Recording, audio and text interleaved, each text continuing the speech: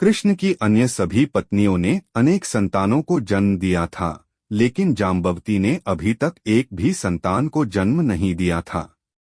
वह कृष्ण के पास गई और उनसे प्रद्युम्न जैसा पुत्र देने का अनुरोध किया। कृष्ण ऋषि उपमन्यु के आश्रम गए और उनकी सलाह के अनुसार भगवान शिव को प्रसन्न करने के लिए तपस्या करने लगे। उन्होंने 6 महीने तक विभिन्न अवस्थाओं और मुद्राओं में तपस्या की। 6 महीने के बाद शिव प्रसन्न हुए और कृष्ण के सामने अपने अर्धनारीश्वर रूप में प्रकट हुए। कृष्ण ने जाम्बवती से एक पुत्र मांगा और वरदान दे दिया गया। जल्द ही जाम्बवती को एक पुत्र का जन्म हुआ। चूंकि शिव के अर्धनारीश्वर रूप को सांब भी कहा जाता है, जाम्बवती के पुत्र का नाम सांब रखा गया। बाद में जाम्बवती ने अन्य पुत्रों को जन्म दिया। सुमित्रा, पुरुजीत, शतजीत, सहस्रजीत, विजया, चित्रकेतु, वसुमान, द्रविड़ और क्रतु। बलराम ने छोटी उम्र से ही सांबा को हथियारों के इस्तेमाल में प्रशिक्षित किया। जब सांब पर्याप्त वृद्ध हो गया तो कृष्ण ने उसे पांडवों के साथ रहने के लिए इंद्रप्रस्थ भेज दिया। सांब और सात्यकी जैसे अन्य यादव राजकुमारों ने अर्जुन से धनुर्विद्या ली थी। सांब एक कुशल रथ योद्धा बन गया। जल्द ही सांब युधिष्ठिर के दरबार और उनके प्रशासन का हिस्सा बन गया। सांब ने युधिष्ठिर के राजसूय यज्ञ और अभिमन्यु के विवाह में भाग लिया। एक बार विश्वामित्र, असित, कण्व, दुर्वासा, भृगु, अंगिरस, कश्यप, वामदेव, अत्रि, वशिष्ठ, नारद आदि ऋषि द्वारका में कृष्ण के दर्शन करने आए। उसके बाद वे पिंडराक नामक एक पवित्र स्थान पर गए। पिंडराक में यादव वंश के युवा राजकुमारों ने एक शरारत करने की सोची।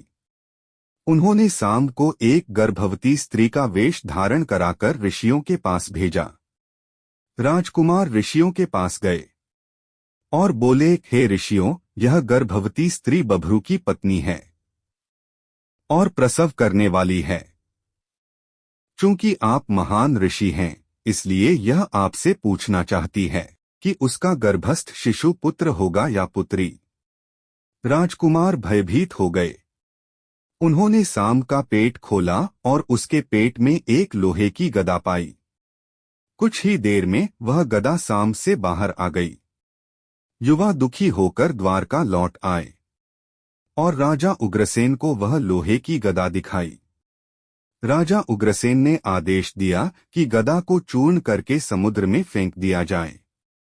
लेकिन गदा का एक हिस्सा, जो लोहे की कील थी, नष्ट नहीं हो सका, इसलिए उसे समुद्र में फेंक दिया गया।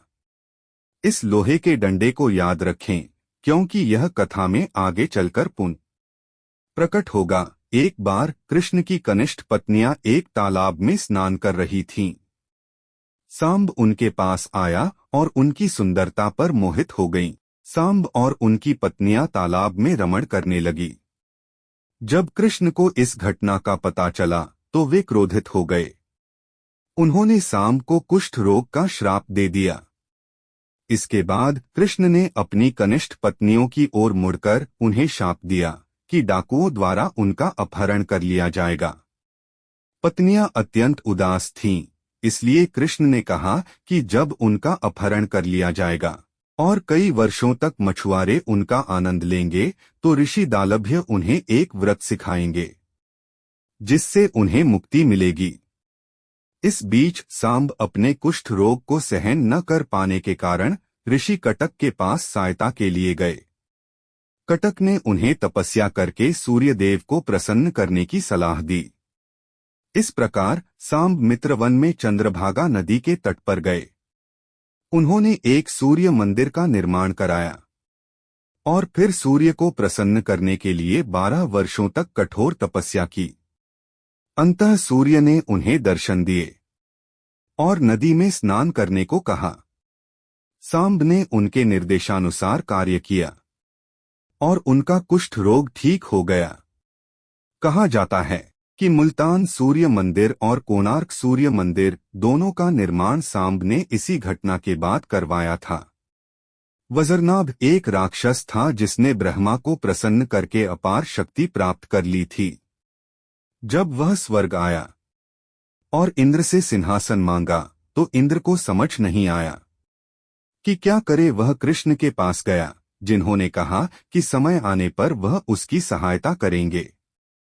तब इंद्र ने अपने हंसों से कहा कि वे प्रभावती वज्रनाभ की पुत्री को सुंदर प्रद्युम्न के बारे में बताएं, और प्रद्युम्न को भी सुंदर प्रभावती के बारे में बताएं। हंसों ने उसकी आज्ञा का पालन किया। प्रद्युम्न कृष्ण, सांब, बलराम और अन्य हंस वज्रनाभपुर गए। उन्होंने 4 अद्भुत लीलाएं की और वज्रनाभ सहित नगर के सभी लोगों को प्रसन्न किया। रात के समय प्रद्युम्न प्रभावती से मिला और उन्होंने साथ में रात बिताई। जब प्रभावती की चचेरी बहनें चंद्रावती और गुणवती को इस गुप्त बैठक के बारे में पता चला, तो उन्होंने प्रभावती से यादवों के समूह में से उनके लिए पति ढूंढने का अनुरोध किया। प्रभावती ने उन्हें बलराम और सांब से मिलवाया। इसके बाद प्रद्युम्न ने वज्रनाभ से युद्ध किया और उसका वध कर दिया।